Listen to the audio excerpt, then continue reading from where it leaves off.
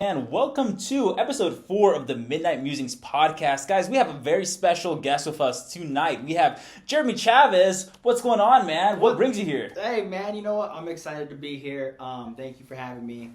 Let's get into some crazy topics. Yeah, crazy topics indeed. And so I think this is going to hit everyone home. I mean, unless you are like some self-sustaining organism, like pretty much everyone has dated before. Yep. And so, every once in a while, you have a really great and meaningful date. And then on the other end of the spectrum, you have like these wild, crazy stories. And you're like, I can't believe this happened. So, I think tonight, why don't we go ahead and share some crazy stories? I mean, Jeremy, you picked this topic, man. So why don't you go first? What do you have cooking up for us? Oh, man, just throw me on the hot spot like that. Yes, sir. Yeah, I picked it because, everyone always has minimum one crazy story, right? You go on a blind date, or you have, nowadays for the past, 10 years, we have the online dating apps, right. And being catfished is a big deal. Right. Nowadays, you have these filters and you have all these different editing things you can do with your pictures to make you look like, completely different from what you look like in person. And then you think you're going out with the person you see on camera on the phone, and then you meet and in walks in, and it's a guy. I think all humans and all women are beautiful, but yeah, just be true to who you are. Right. You typically want to go with something that you signed up for. Like if I signed up for an Amazon subscription, I don't want a Duolingo subscription. It's two totally different things. Exactly. You know what I mean? Like you want to be, you think you're going out with, I don't know, Selma Hayek, and then Sasquatch walks in and you're like, hey, Sasquatch, we don't mean this. Don't take this personally, right? Oh, yeah, we respect all cryptids in here, okay? It's a midnight podcast. Too. Yeah. You're beautiful too, man. But, it's crazy because like now it's not even just the fact of, back in the day, I think it was even creepier back in the day because it used to take a lot of technical skill for someone to Photoshop themselves. The technology wasn't what it is now. Like someone actually had to just look at their own face and be like, let me just trim this guy up here. Let me just make sure this guy looks perfect. And now it's like, it's as simple as a filter. Some of them are free. Some of them are even paid, and like they look like completely flawless. So it's like, you don't know what you're going to get. Yeah. So, tell us a little bit about what's going on. I've been single for a minute and doing, I tried to do old school, dating. As you know, we've been boys for a while now. Yeah. I'm about to hit my 5-year mark on sobriety. So, going out and meeting women in, the old school way at the bar, at the club, right. Just anywhere outside of technology. So you're talking about like 90% of the destinations in Las Vegas, basically? Yeah, right. I made that, crazy move to start my sobriety the moment I moved to Las Vegas. But, going out and trying to meet somebody old school way, it's different nowadays, especially here in Vegas, because everyone automatically is just like, oh, yeah, you get to start chatting, you get to start talking, and then it's like, oh, well, do you want to buy me a drink? Mm-hmm. And I'm sober. I don't buy alcohol, Right. And I try to explain to, these women, whether they're tourists, locals, whatever, but most of the time they're already a little tipsy, and I always get the same answer. It's like, oh, well, you don't have to drink it. You can buy me a drink. And right. It's like, well, that's the whole point of my sobriety is I don't buy alcohol. Right. And then, usually I'll get oh, well, you think you're better than me or oh, gosh. It's just crazy because the moment you tell them you're not buying a drink, it's like, I'm nothing. I'm worthless. But, it's so good for you, though. Here's what I tell you what. It's extremely good for you because that's your automatic filter. I mean, if someone is so, concerned about that and that's like their breaking point, congratulations, you just eliminated having to waste months of your time with someone that's that shallow, that takes that as like, oh, that's like it, man. He didn't buy me a drink, doesn't work out. Right, and I do, at first it's an initial sting, it's a bee sting. You're like, oh, yeah, man, course. Like, oh, that just happened, you know what I mean? Because they walk away and you're kind of sitting there like, did that just, she really just got upset because I'm not going to buy her drink? But then you're right, like, a few minutes later, I'm like, you know what, it's for the best. Because she clearly, she wants either to see if I have a lot of money, see if I want to buy her, a drink, see if I'm going to do this or that. It's like, nah, like, I'm going to stick to my morals. I'm going to stick to my sobriety. If you can't respect that, peace. Go exactly. ahead, go find someone else. Get out of here. Respectfully. So, but with that being said, then you start dipping into the technology, the juicy stuff, and the dating apps, right?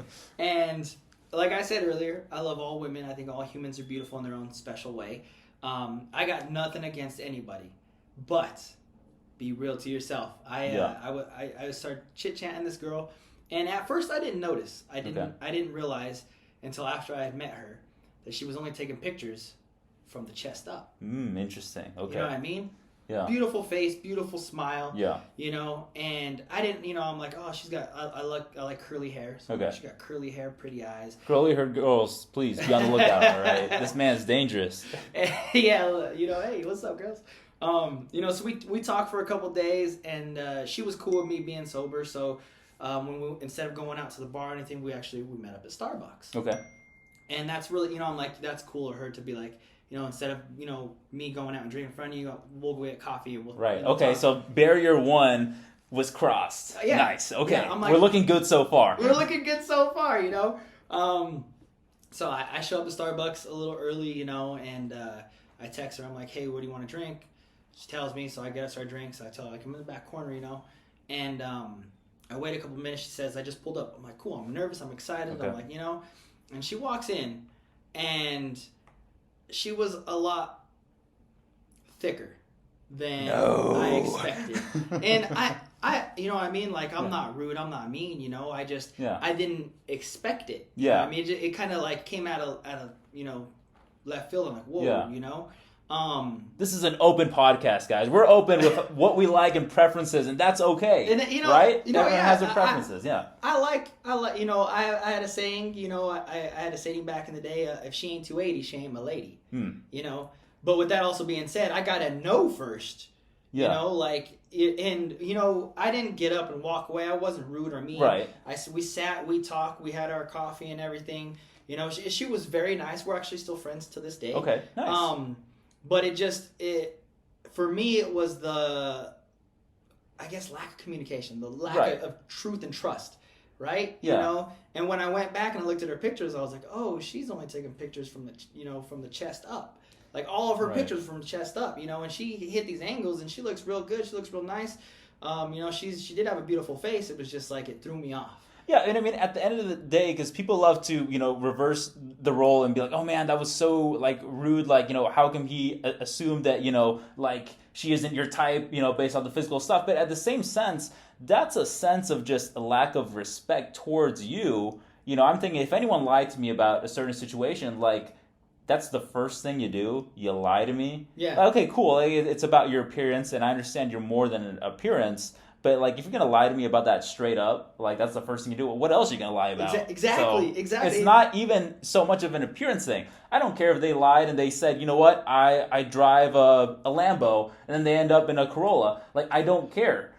But the fact that you lied about it makes all the difference. Exactly. And that was the biggest thing, is it was, like, had nothing to do. She's, like I said, we're still friends. Yeah. Beautiful souls. I still think she's gorgeous. Yeah. It was just the fact that it's like, well, if you lied about that right off the bat, Yeah. And on these dating apps, you know what I mean? I mean, it's 2024. Like, nobody cares about how big you are, how tall you are, how short you are. Like, all that's thrown out the window. We want to see what's on the inside. We want to see trust, loyalty, truth, and like, it's just like, even like nowadays, you go through stuff. Some women, I'm BBW. If you don't like it, swipe left. Right. Yeah. And, at least it's easy, clear advertisement. Okay. Say it. Like, just tell me. Like, I'm short. I'll be like, you know what? I'm 5'7". It is what it is. Like, you want someone who's 6 foot. That is what it is. But I put it on my, March Madness is coming up, okay? Right? They'll have their shot, maybe. You get those basketball players, But like, good luck. Put it on the profile, okay? Just be truthful. Put it on the profile, and you never know what it could lead to. But just right off the bat, don't lie.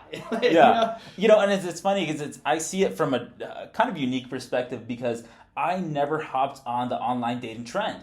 I was already taken by that. Yeah. So like, when I was in college and stuff, like Tinder existed, but it was still like this kind of weird, unheard of kind of stuff. Like, just on the fringe, every once in a while people would use it, but it wasn't like in the mainstream like it was before. Yeah. So like, when I met my partner, like, we just kind of did things in a more, like, I guess, traditional sense. So I never got that POV for myself. But I did get the early Facebook POV, okay? And that was kind of wild too, because, you know, like, you didn't have HD images just period, right? Yeah. I mean, anyone uploaded was like, I don't know if you had like a scene phase, okay? But like everyone had like a scene phase here in Vegas, you know, and people would, you know, cover their eyes with the hair and stuff, and like the images would be like super pixelated and stuff. So it's like you're walking the Wild Wild West. Like, I don't know what I'm gonna expect anyways. Yeah. So, but like nowadays it's like, geez, like at least then they chose. There was no choice in it, you know, because the photos were just bad. Nowadays it's like, how are you still uploading a blurry picture when you're trying to date someone, and it's like, listen, I know 4K exists. Yeah. Stop messing around. Yeah. When you see those blurry pictures, you know it's an old picture, so you're like, ah. Yeah. Speaking of Facebook, though, I don't know how advanced you are, not advanced, but how knowledge you are on the thing. Facebook has their own dating section. Yeah, totally. You know what I mean? It's not like back in the day where you're like, friend, you know, where it says friend request, people you may like, people you may know. Dude, remember the poke? That's kind of, yeah. That was so, that phase, man, that was a kind of cringe phase, I gotta say. People just poke you. Right, you're like, oh, she's cute, poke. Yeah. Like, oh, nowadays, like, what do you mean by that? Right, yeah, and it was just a little poke finger. Yeah. Like, oh, man, I just forgot. Now I do. Okay, so spice me up, okay? So we got this story, and you know what? It had a nightmarish moment, but it wasn't a full-on nightmare. So now I'm going to ask you the money question. Have you ever had something that just like start to finish was just all throughout nightmare as a date? All throughout nightmare as a date? I would, yes and no. Okay. It was one of those things, this was back in the day in my drinking days. Okay. You know, I met this girl and she was very pretty, you know. I like all women. I'm not specific to any specific type. You know? Yeah. I do like a beautiful smile, nice eyes, and curly hair. Okay. Whatever, you know, ethnicity, whatever color hair, whatever. It doesn't matter. If I see a great smile and curly hair, I'm like, oh, you know. Tattoos are very hot to me as well. Okay. So like this girl, she had curly hair, tattoos on her neck. Oh, very pretty girl. Yeah. Very nice. Okay. Checking the boxes. I'm checking the boxes. You know, I was drinking. She was drinking. This was back in my day, right? So I buy her some drinks. We hang out at the bar all night, you know. We exchange Facebook. You know, this is like, you know... Gramps. We were poking each other on Facebook. And then we hung out a couple days later. We actually went out to eat. Okay. And it's crazy because, like, I'm trying to get to know her. I'm like, I really like this girl, you know? And then I got hit with the, well, yeah, you know, I'm so glad to be back, you know, in living life. And I'm like, back living life. Pause. Right? I'm like, did you die? Like, where did you go? So I was like, oh, like, did you know, like, are you from here? You know, did you just move here? And she's like, no, I just got out. Same look. I was like, got out. Like mental institution, like prison. Where did we get out of? Like a serious coven relationship. We just got out of marriage. It was just so okay. And you know, so I was intrigued. I kind of played it off. I'm like, oh yeah, you know, and I was like, well, I have to ask, like, you got out of what, you know? Yeah. And she was like, oh, I just got out of prison. And I was like, okay. Well, how long? Don't drop the soap, Jeremy. I said, well, how long were you in there? You know, and she was like, oh, I was in there for 5 years. Okay, and that's kind of decent. That's not a short time. It is. It's a decent amount, but also I have to add in that I was just entering my 2nd year as a corrections officer. Oh. You know? Yeah. So I was just like, I have to let you know, I'm a corrections officer. Yeah. And she goes, oh. Don't confess to anything. Yeah, I was like, I don't know if I'm even allowed to be talking to you right now. Like, I said, how long ago did you get out? And she was like, oh, I've been out for a month. And I was like, yeah. So let me know. I mean, I'm sure the audience doesn't know either. Like, what is like the protocol? Or is there kind of a written kind of expectation? There is a written rule.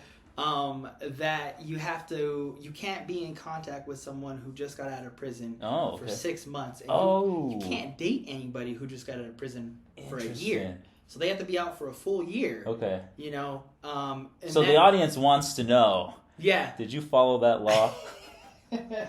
Your corrections previous bosses want to know. You know what? I don't work there no more. I ain't ever going back. Let's just say, no, I didn't. Okay. I'm not going to lie, man. You know what? I was just like, at the time, I was like, why would I let a good thing pass me up? Yeah. Like, you know what I mean? Because I did. I felt like, you know, I liked this girl. So we dated. Yeah. You know, we weren't in a relationship, but we dated for about 2 weeks. Unfortunately, she was a little on the, I don't want to say the crazy side, because I feel like, you know, the crazy word's a bad word to say. Yeah.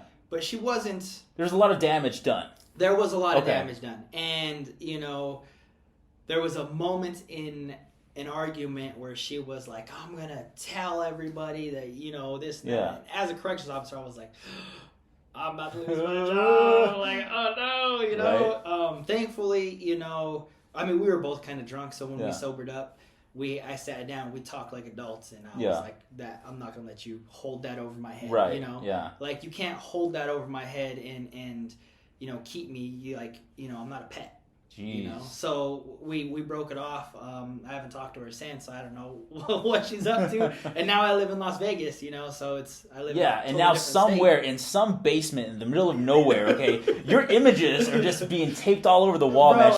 I did end up working corrections a little longer, and you know, I mean, I have some very fun memories with her and very non-fun memories. You know? Yeah, it's the dating world. I think it's like, if you have a nightmare, you might as well try to make the best out of it. Yeah. You know, kind of like when you're dreaming, I'm like, can I have at least a little bit of control of this nightmare, right? So I think you made the best out of it. So, you know, before we cut to our commercial break, I just want to pose this question to our listeners right now. Have you had a nightmare experience, you know, in a date or in a relationship as a whole? And go ahead and share that down below in the comments, because we're just as curious as you are. Well, we got to know. Yeah. We want to know what's going on. So spill your tea, and who knows, maybe you'll be on the show as well.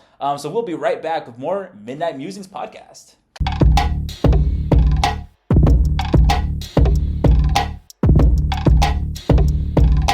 And did you miss us? We are back on the Midnight Musings podcast. And so in the first half, we talked about relationships and maybe a little bit of nightmare fuel for you guys as, you know, you're thinking about your past relationship experience. So now we're going to go ahead and transition to a different topic. We're going to talk about a topic, and this is going to be a little bit more serious. So why don't you guys tone down a little bit, okay? I know you're partying up right now, but, you know, I want you to really absorb, you know, what you're going to be listening to, because we have a lot of fun on this podcast. It's a lot of laughs, but sometimes, you know, you got to get back down to earth, and you got to, you know, realize there are real life challenges that are going on. So, you know, Jeremy, talk to us a little bit about, you know, your journey, you know, what you're going through right now, and, you know, hopefully this will be a benefit of those that are listening. You know, let's talk about life lessons. Life lessons. Let's get some real talk, guys. As most of you guys might know me, if you don't, how's it going? My name is Jeremy Chavez, and I am an actor out here in Las Vegas, Nevada. I originally am from Colorado. Shout out, Pueblo, Colorado. What's up, guys? And I'm out here. A lot of people, and you know, I appreciate it. They're like, "Oh, we'd love to see you chasing your dreams," and I love it. But the one thing I want to put out there is, let's not call them dreams anymore, right? Because you dream when you're asleep, and you wake up to reality. You daydream. You know, a dream is something that you think of and isn't a reality, right? So instead, I like to call it goals. You know what I mean? I'm accomplishing my goals. I'm not reaching my dreams. I'm accomplishing goals, because I took my dreams, things that I used to want, things that I used to dream about and think about, and oh man, that would be nice to do, and I turned them into goals, and now I'm just reaching all the goals. And that's what I want to inspire you guys to do, that no matter where you're at in life, no matter, you know, what you're doing, no matter your age, you know, what city you're in, wherever you're at, like, you can take your dreams, write them down, turn them into goals, and then you can start reaching those goals slowly and slowly and slowly. I came from working corrections, like we were talking about. Side story, I'm sober now, so clearly I went from, you know, having a drinking problem, you know, being an alcoholic. Now I'm 5 years sober. I live in Las Vegas. I'm no longer a corrections officer. I'm an actor, because I decided to take my dreams and turn them into goals. And it wasn't easy. You know, it's doing something out of your comfort zone is very hard. I moved to a city where I have no family. You know, I'm now gaining friends and companions. But I'm here alone by myself. I live in my car. I've been living in my car for a year and 5 months now.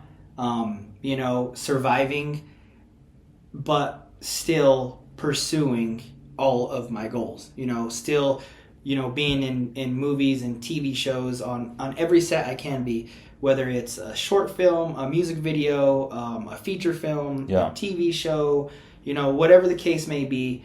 I'm still out there doing it, and I want to be able to give life lessons to you guys that, like, no matter what, like, if you feel that you can't do it, you can. You know, it's gonna be uncomfortable, and it's gonna be sometimes lonely and hard, very, very hard. Nothing in life comes easy worth having, right? I think I said that right. Nothing in life worth having comes easy. Yes, and, you know, and it's interesting because, you know, okay, pushback, right? I'm trying to be inside the audience's mind right now, and they're saying, you know what, but Jeremy, but, like, you know, I'm happy with the way things are right now. Like, you know what, I tried goals in the past and it didn't work before. Like, you know, what would you say to someone that's just kind of like just not living their life to the fullest extent? They're not reaching that potential. I mean, you have gone through so many different stages. I mean, what's your advice? First off, if you are comfortable with your life and you're content, you have a good paying job, you have everything you want, and you're happy, be happy, right? Because we have one life to live. Why not live it at the happiest you can? Now, if you're living life and you're okay with what you're doing, but you are just itching for, like, oh man, I would love to do this. I would love to start my own business, to, you know, start making music, to, you know, start writing music, start writing scripts, to whatever the case may be. You got to go out and do it. My advice would be take 30 minutes out of every day. Everyone has 30 minutes. And just do something towards that goal, right? Whether, for me, for example, you know what I mean? I'll get a spare 30 minutes and I'll write scripts. Nice. Or I'll do my auditions. Or we got Stephen King over here, guys. Come on now. I do something towards reaching all of my goals eventually, you know? And so if you want to start a business, you know, you want to start your own clothing brand, take 30 minutes and draw some of your outfits. You want to write music, take 30 minutes and write some bars. You want to produce music and make music, take 30 minutes, get on your laptop or your computer and make a couple beats. You know, whatever the case may be, just take 30 minutes out of every day. And eventually you're going to go from 30 minutes to 45 minutes to an hour. And then you're going to, you know, be able to be working, you know, 2-3 hours on your stuff. And you're going to have your own store, you know, little by little. Eventually you're going to get those goals and you're going to be making your own, you know, wardrobe, making your own music, whatever, and producing it and getting it out there because you took 30 minutes at the beginning every day and went and did that, you know, and pushed yourself to it. So, you know, my biggest thing is like a lot of people are like, oh, I'm too old to do it now. Oh, you know what I mean? You hear that a lot, right? Dude, I can't stand that advice. Okay, you know, the you're too old to do it. I'm like, all right, I can think of people right off the bat. You know, Walmart family owners did not make money until much later on. The KFC guy is well known for not actually. I don't know if he established the first, you know, KFC at 65 or if he actually reaped profit at 65, but yeah, he was in his 60s. 60s, man. 60s, imagine, completely, you know, unfulfilled to that degree until that stage. So it's like, come on now, don't give me the I'm an old man. There's still some life in you. You're breathing, you're good. Exactly. Age is just a number, right? When it comes to pursuing your goals and your dreams. So go out there and do it, no matter your age, no matter your circumstances, be able to figure it out where you get, you know, find that 30 minutes.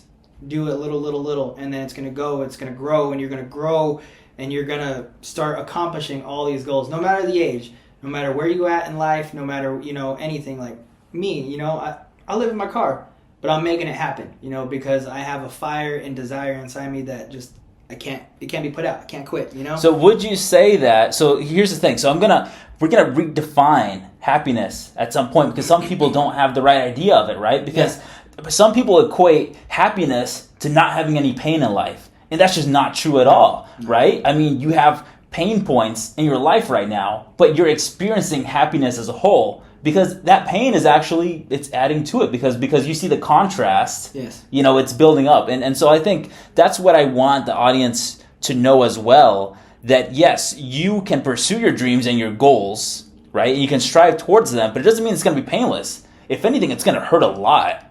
as you're striving towards that. But in that same way, like, how do you build muscle? Do you build muscle by, like, having good feelings and just, oh, if that weight is too heavy, you don't have to lift it, you're going to be happy. Yeah, okay, cool. But you're going to be flabby.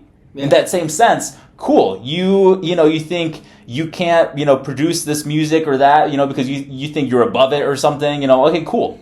Don't do it then. But we all have to do grind work. We all have to do the grummy work that we don't like to do in order to get there. And yeah, that's going to hurt. But it's going to bring you fulfilling happiness, not pleasure. Pleasure is a little bit different. Yeah. We all enjoy having pleasure, having a good time, and it's funny because that kind of reminds me, going back to the previous subject, reminds me of dating and relationships. Mm-hmm. We live in a pleasure society.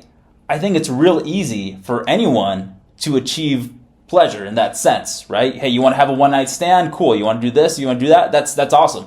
That actually comes as pretty dang easy. But if you want to sustain something and you want to have joy, not just pleasure, you have to put in the work. Yeah. And sometimes that means going on awkward dates and all this kind of stuff and have nightmare fuel. But anything worth striving for, you got to get it. Yeah.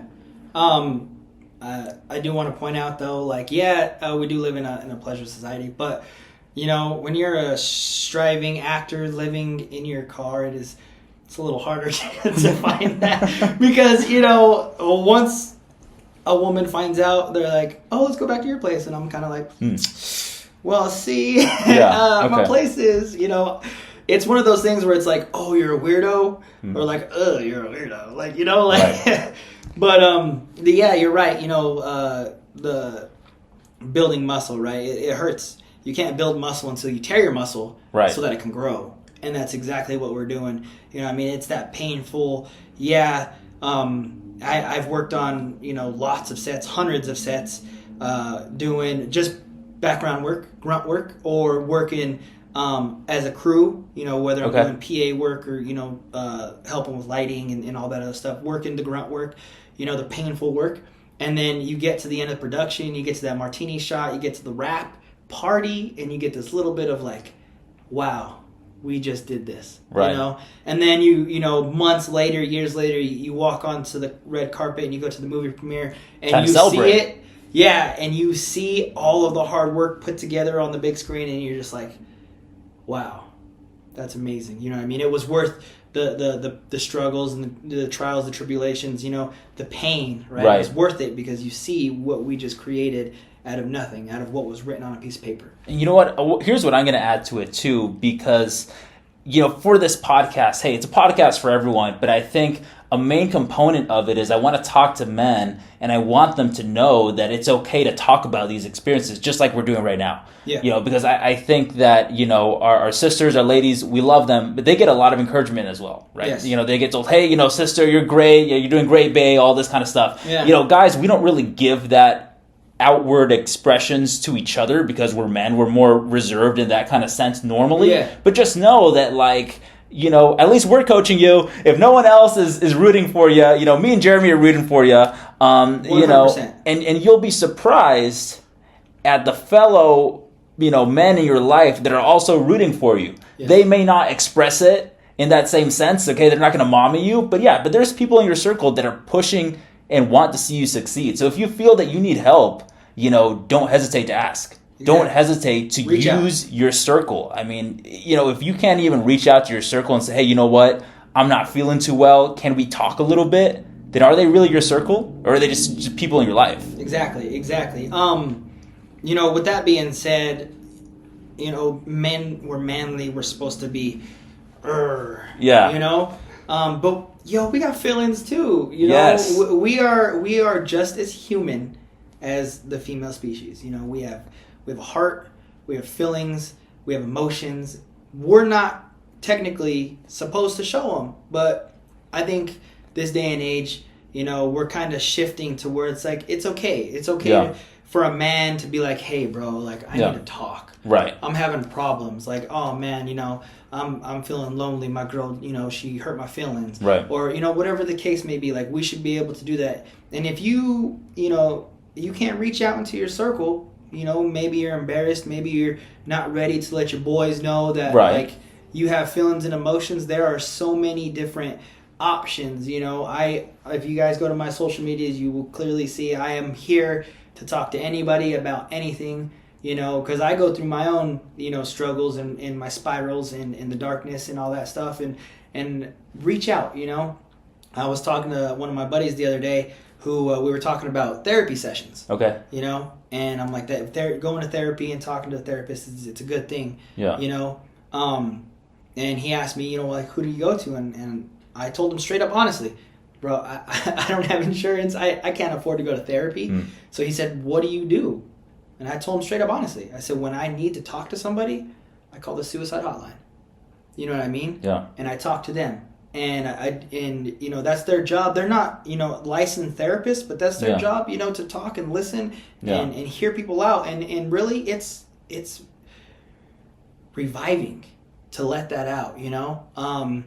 And, you know, of course, I have my family and my friends who I know I can call and talk to and rely on. But there are moments in time where I'm like, I need to talk to somebody. Right. And, you know, if it's too late at night or, you know, maybe it's a subject that I'm not ready to tell my family or my friends. Yeah. You know, that I call them. And, you know, you can have a conversation, a beautiful conversation with somebody across the country who you're never probably going to see in person. You're never going to meet because they don't give last names. Yeah. You know, I'm not even sure if their name they give me is their real name, you know, but you can have a beautiful conversation with a stranger that will definitely help you in one way or another. So reach out, man. We're here to talk. There are options. There's so many ways that you can reach out, you know, as men and be able to feel comfortable and still feel masculine, but let it out, you know, don't hold it in because we don't need to no more. Here's what I'll point out too.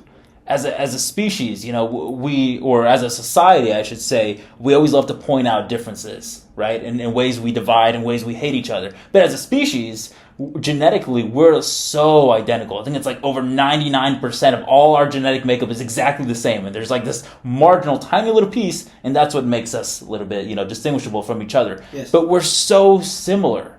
Why do we have so much divisions? There shouldn't be any of this. We should be a lot more open.